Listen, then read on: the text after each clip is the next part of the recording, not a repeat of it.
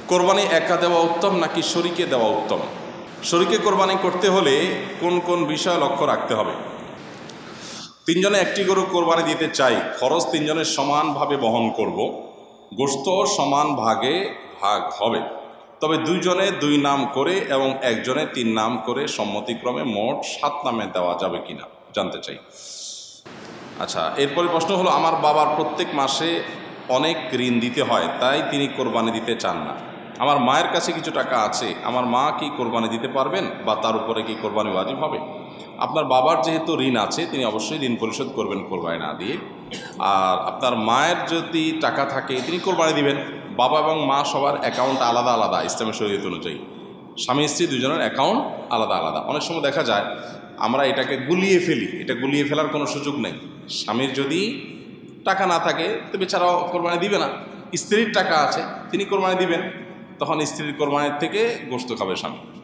এই তো এরকম ব্যাপার না যে স্বামীর যেহেতু ঋণ আছে অতএব আমি কোরবানি দেব না, স্বামীর ঋণ আমি পরিশোধ করতে বাধ্য, এরকম না। স্ত্রী যদি স্বামীর ঋণ পরিশোধ করেন সেটা তার পক্ষ থেকে ইহসান হবে, ভালো। তিনজনে একটি গরু কোরবানি দিতে চাই, খরচ তিনজনের সমানভাবে বহন করব, গোশত সমান ভাগে ভাগ হবে, তবে দুইজনে দুই নাম করে এবং একজনে তিন নাম করে সম্মতিক্রমে মোট 7 নামে দেওয়া যাবে কিনা জানতে চাই। দেখুন, কোরবানিতে ভগ্নাংশ কেউ নিতে পারবে না, পূর্ণ একটা অংশ নিতে হবে। এখানে কেউ ভগ্নাংশ নিচ্ছে না প্রশ্নের ক্ষেত্রে, কিন্তু একটা গরুতে সর্বোচ্চ 7 ভাগে দেওয়া যায়, 7 ভাগে দিতে বাধ্য না।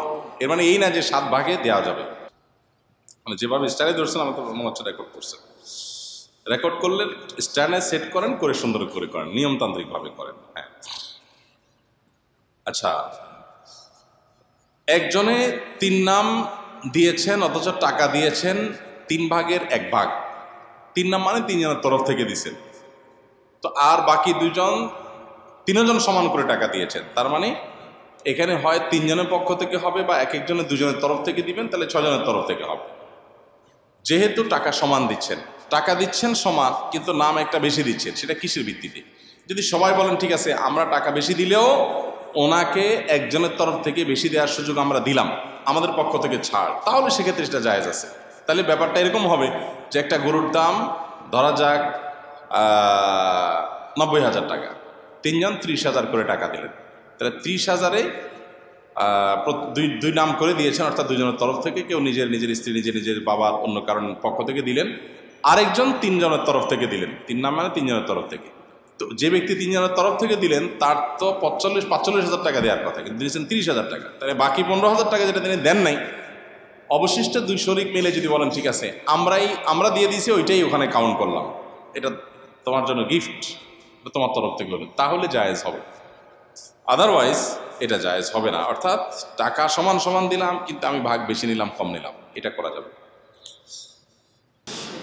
কোরবানি একা দেওয়া উত্তম নাকি শরীকে দেওয়া উত্তম? কোরবানি অবশ্যই ভাগে না দিয়ে একাকী দেওয়া উত্তম, এতে কোনো সন্দেহ নাই। আপনি একটা গরুর 7 ভাগের 1 ভাগ নিলেন, এটার চাইতে আপনি একটা ছাগল কোরবানি দিলেন, এই দ্বিতীয় অপশনটা অবশ্যই উত্তম, এতে কোনো সন্দেহ নাই। কারণ আপনি যখন শরীকে কোরবানি দিলেন তখন সেখানে অনেক শরীক, তাদের কার উপার্জন হালাল, কার উপার্জন হারাম, কার মিশ্র উপার্জন, কার নিয়ত গোশত খাওয়া, নানান রকমের ঝামেলা সেখানে থাকে। আর আপনি যখন একা একা দিলেন তখন সেই ঝামেলাটা আর থাকে না। তো এই জন্য একাকী কোরবানি দিলে সেটা অধিকতর উত্তম হয়। আমরা সাধারণত গরু কোরবানি না দিলে আমাদের দিলটা শান্তি হয় না। এই দিলটা শান্তি হয় না কি আল্লাহর জন্য, আল্লাহর রাস্তা বেশি টাকা খরচ করার নিয়তে? সেটাই যদি হয় তাহলে অন্য খাতে দানের ক্ষেত্রে কেন এত আগ্রহ দেখা যায় না? তো এই জন্য আসলে আমাদের নিয়তটাকে পরিশুদ্ধ করা দরকার যে আমরা কেন কোরবানি দিচ্ছি। অতএব কোরবানি আপনি একা একা দিতে পারলে সেটা উত্তম। হ্যাঁ, শরীকে দিলে সেটা জায়েজ আছে, এটা জায়েজ না। শরীকে কোরবানি করতে হলে কোন কোন বিষয় লক্ষ্য রাখতে হবে? শরীকে কোরবানি করতে হলে আপনাকে লক্ষ্য রাখতে হবে প্রথমত যে শরীক সবার উপার্জন যেন হালাল হয়। যদিও অনেকগুলো আমাদের মতে শরীকের কারোর উপার্জন হারাম হলে বা কারোর নিয়ত গোশত খাওয়া হলেও আপনার কোরবানির কোনো অসুবিধা হবে না, তারপরও আপনার এই গোশতে, এই ইবাদতে, এই কোরবানিতে তার যেহেতু ভাগ আছে, সেখানে যদি এক একজনের এক এক নিয়ত থাকে, বিশেষ করে একজনের নিয়ত হলো শুধু গোশত খাওয়া, তার আসলে কোরবানির উদ্দেশ্য না। তাহলে সেক্ষেত্রে আপনার অন্য সবারই কোরবানি হবে কিনা সেটা নিয়ে যেমন বললাম অনেক ওলামাদের মধ্যে হবে, আবার অনেক ওলামা একরাম ফোকাহ একরামের মতে কিন্তু এটা হবে না, কারণ এখানে পশু একটাই জবাই হচ্ছে, নিয়ত একজন এক একটা হলো এটা গ্রহণযোগ্য না। এক, দ্বিতীয়ত হলো নবী সাল্লাল্লাহু আলাইহি ওয়াসাল্লাম বলেছেন ইন্নাল্লাহা তাইয়্যিবুন লা ইয়াকুলু ইল্লা তাইয়্যিব, আল্লাহ পবিত্র, পবিত্র ছাড়া কিছু গ্রহণ করেন না। অতএব কোরবানির পশুতে হারাম টাকা কেউ ইনভেস্ট করলো, আল্লাহ এটা গ্রহণ করবেন না। এখন আপনি বলবেন যে আমি তো আর হারাম টাকা ইনভেস্ট করি নাই, তারটা আমাকে কেন পোহাতে হবে? আপনাকে পোহাতে হোক বা না হোক, তার ওইটার দায় আপনাকে নিতে হোক বা না হোক, কিন্তু হারামের সাথে মিশ্রণ হয়ে যাচ্ছে আপনার টাকা, তো এই টাকাটা তো মিশ্রণ হোক সেটা আপনি না চাওয়া উচিত। সেই সব জায়গা থেকে শরীকে কোরবানি করলে সবার উদ্দেশ্য ঠিক আছে এটা খেয়াল করা দরকার, ইখতিলাফের ঊর্ধ্বে উঠেও এটা খেয়াল করা দরকার যে সবার নিয়তটা ঠিক আছে, সবাই মুখলেস মানুষ, শরীকরা ভালো মানুষ এবং উপার্জনগুলো হালাল, এটা দেখা দরকার। দ্বিতীয়ত গোশতের ভাগ ইত্যাদি যখন হবে তখন ইনসাফের সাথে ভাগ হচ্ছে কিনা সেটাও খেয়াল করা দরকার। এক্ষেত্রে যদি বেইনসাফি করেন সেটা গুনাহ হবে।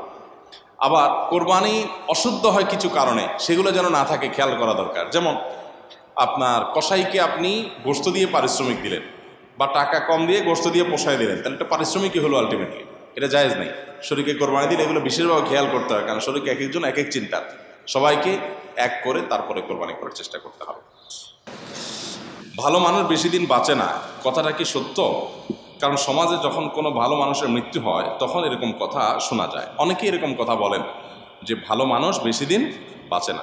এটা আসলে কোনো কোরআন হাদিসের কোনো কথা যে এরকম না, বরং নবী করিম সাল্লাল্লাহু আলাইহি সাল্লামের একটা হাদিস আছে আমরা জানি, খায়রুন নাসি মান তালা আমরুহু ওয়া হাসুনা আমালু, সবচেয়ে উত্তম মানুষ হলো সে যার হায়াত বেশি পায় আবার আমলও বেশি করতে পারে, এ হলো সবচেয়ে উত্তম মানুষ। তাহলে ভালো মানুষ হলেই হায়াত কম পায়, অল্প বয়সে মরে গেলে সেই ভালো মানুষ, এত সহজ ক্যালকুলেশনের সুযোগ নেই। অনেক খারাপ মানুষ অল্প বয়সে মারা যায়, আবার অনেক ভালো মানুষ অনেক দীর্ঘ হায়াত পেয়ে তারপরে মারা যান। অতএব কে কত হায়াত কম পেয়েছে বেশি পেয়েছে এটার উপরে আসলে ভালো মানুষ খারাপ মানুষ হওয়া নির্ভর করে না, ভালো মানুষ খারাপ মানুষ হওয়া নির্ভর করে ভালো কাজ করে যেতে পেরেছেন কিনা এটার উপরে। বরং যদি ভালো কাজ করার সুযোগ পায় তাহলে দীর্ঘ হায়াত পেলে আরও ভালো, নবী সাল্লাল্লাহু আলাইহি ওয়াসাল্লাম বলেছেন। অতএব আমরা যে বলি অল্প বয়সে মারা গেলেই বলি যে লোকটা ভালো ছিলেন, ভালো মানুষ দেখে বেশি দিন বাঁচেন নাই, এরকমটি এত সহজে যোগ বিয়োগ করা ঠিক না। তবে হ্যাঁ, কেউ মারা যাওয়ার পর সে যদি সত্যিই ভালো হয় তো সুধারণা করা যেতে পারে, এতে কোনো সমস্যা নেই। কোরবানি একা দেওয়া উত্তম নাকি শরীকে দেওয়া উত্তম? শরীকে কোরবানি করতে হলে কোন কোন বিষয় লক্ষ্য রাখতে হবে? তিনজনে একটি গরু কোরবানি দিতে চাই, খরচ তিনজনের সমানভাবে বহন করব, গোশত সমান ভাগে ভাগ হবে, তবে দুইজনে দুই নাম করে এবং একজনে তিন নাম করে সম্মতিক্রমে মোট 7 নামে দেওয়া যাবে কিনা জানতে চাই।